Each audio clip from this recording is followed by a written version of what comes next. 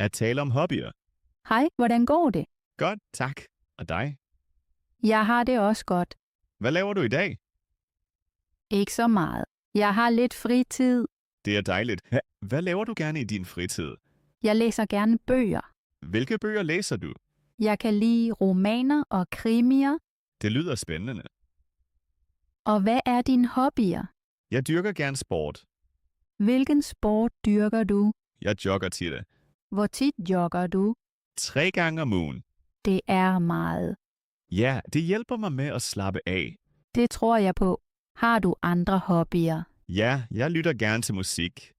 Hvilken musik lytter du til? Mest pop og rock. Jeg lytter også gerne til musik, men mere rolig musik. For at slappe af. Ja, netop. Spiller du et instrument? Nej, desværre ikke. Og du? Jeg spiller lidt guitar. Det er sejt. Tak. Kan du lide at male eller tegne? Nej, ikke rigtigt. Men jeg fotograferer gerne. Hvad fotograferer du? Natur og byer. Det lyder interessant. Måske kan vi tage billeder sammen en dag. God idé. Hvornår har du tid? Måske i weekenden. Det passer godt. Super. Jeg glæder mig. Det gør jeg også. Tal om musik. Hej, hvad hører du lige nu? Jeg hører musik. Hvilken musik hører du? Lige nu hører jeg popmusik. Kan du lide pop? Ja, meget. Og du? Jeg hører hellere rockmusik. Virkelig? Hvilke bands kan du lide? Jeg kan lide gamle rockbands. Det er fedt. Hører du også nogle gange rock? Ja, indimellem. Hvilken musik hører du, når du læser? Som regel rolig musik. Ja, det hjælper med at fokusere. Hører du musik, når du arbejder? Ja, næsten altid. Med hovedtelefoner. Ja, ellers bliver jeg distraheret. Det forstår jeg. Har du været til en koncert før? Ja, sidste år. Hvordan var det? Det var rigtig godt. Jeg har ikke været til koncert længe. Måske kan vi tage afsted sammen. Det vil være dejligt. Hvilken sangerinde kan du lide? Jeg kan lide internationale kunstnere. Jeg også. Hører du musik mest om morgenen eller om aftenen? Mest om aftenen. Jeg hører musik hele dagen. Uden musik går det ikke. Det er jeg enig i. Musik giver bare godt humør. Ja, præcis. At tale om mad. Hej, har du allerede spist? Nej, ikke endnu. Er du sulten? Ja, jeg er rigtig sulten. Hvad spiser du helst? Jeg kan rigtig godt lide pasta. Mig også. Med hvilken sauce? Helst med tomatsauce. Det er klassisk. Hvad spiser du gerne? Jeg kan godt lide salater. Med eller uden kød? Mest uden kød. Spiser du vegetarisk? Ja, som regel. Det er interessant. Laver du gerne mad? Ja, men kun nogle simple retter. For eksempel, Nudler eller ris? det går hurtigt. Præcis. Spiser du helst hjemme eller på restaurant? Helst hjemme. Hvorfor? Det er mere afslappet. Det passer. Kan du lide sød mad? Ja, meget. Hvad kan du bedst lide? Chokolade. Mig også. Kan du lide kage? Ja, især i weekenden. Bager du også selv? Nej, desværre ikke. Jeg bager nogle gange. Det er sejt. Måske laver jeg mad til os. Det ville være super. Hvornår har du tid? Måske i morgen. Det passer godt. Så glæder jeg mig til maden. Det gør jeg også. Spørg om vej. Undskyld, kan du hjælpe mig? Ja, gerne. Jeg leder efter det nærmeste supermarked. Supermarkedet er lige i nærheden. Hvordan kommer jeg derhen? Gå lige ud til krydset. Okay, lige ud til krydset. Så drejer du til venstre. Venstre forstået. Gå så cirka 5 minutter mere. Er det langt herfra? Nej, det er ikke langt. Skal jeg krydse en stor vej? Ja, men der er et lyskryds. Godt at vide. Er supermarkedet stort? Ja, det er ret stort. Har de frisk frugt der? Ja, lige ved indgangen. Perfekt. Er der også et bageri i nærheden? Ja, lige ved siden af supermarkedet. Det er praktisk. Er ruten godt skiltet? Ja, der er skilte. Kan jeg fare vild? Nej, egentlig ikke. Hvor længe har supermarkedet åbent? Til klokken 20. Super. Tak for din hjælp. Det var så let.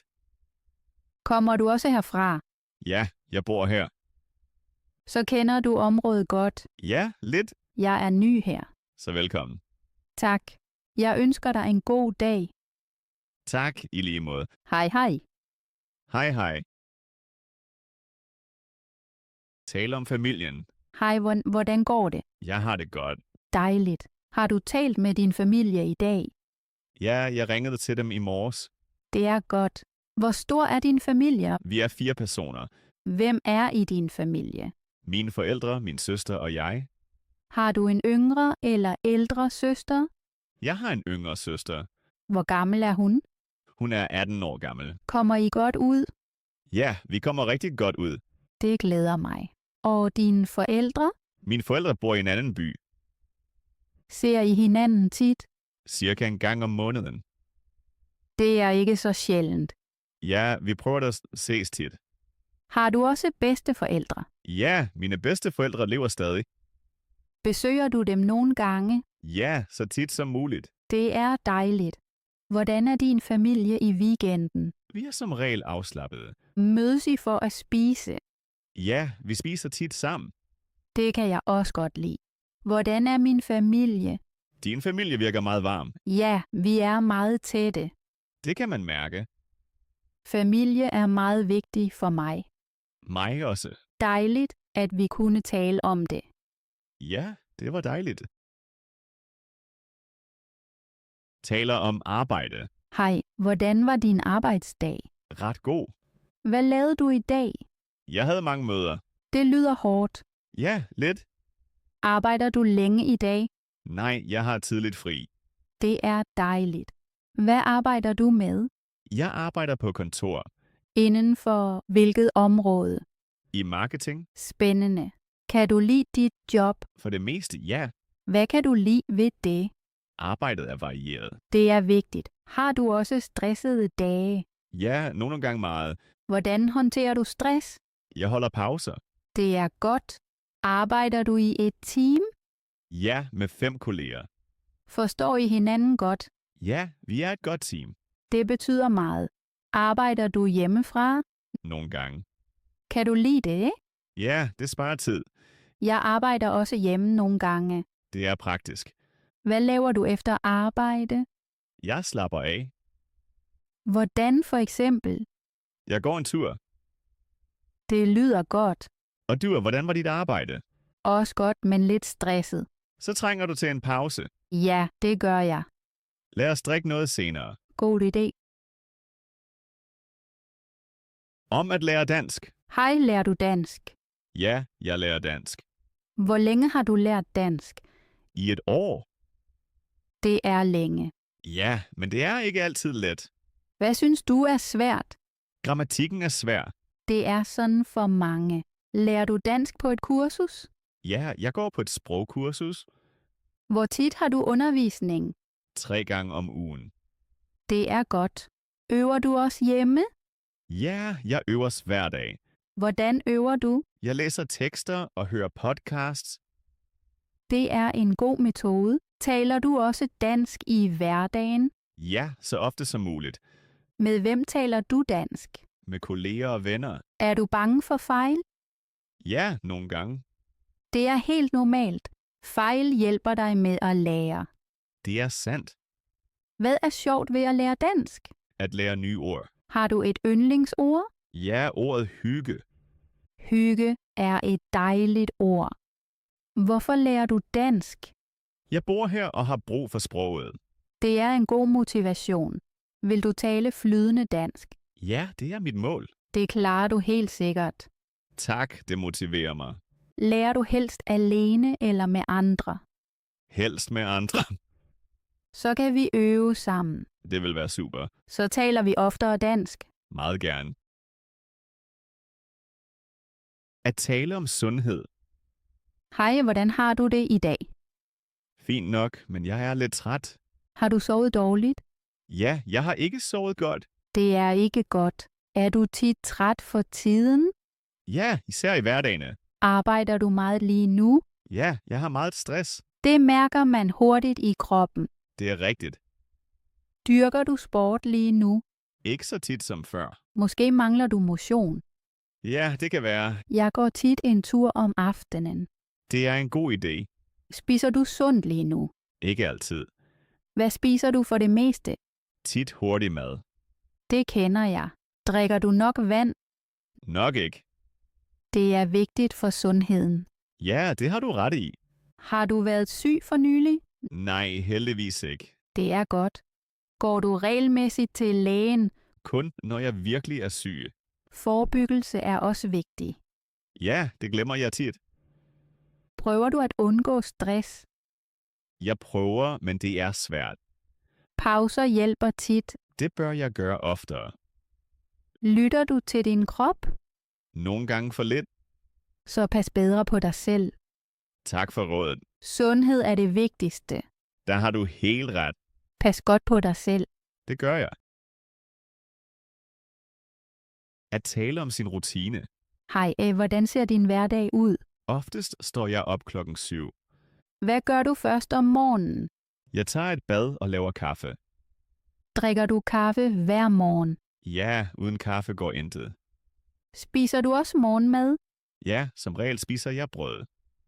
Hvornår tager du på arbejde? 8:00. Tager du bilen eller bussen? Jeg tager bussen. Hvor lang tid tager turen? Cirka 30 minutter. Hører du musik på vejen? Ja, næsten altid. Hvad laver du på arbejdet? Jeg arbejder ved computeren. Holder du pauser? Ja, en kort pause om formiddagen. Hvad gør du i pausen? Jeg drikker en kaffe. Hvornår har du fri? Som regel 17:00. Hvad laver du efter arbejde? Jeg går hjem. Laver du mad om aftenen? Ja, jeg laver noget enkelt. Spiser du aftensmad sent? Nej, heller tidligt. Hvad gør du bagefter? Jeg slapper af. Hvordan slapper du af? Jeg ser serier eller læser.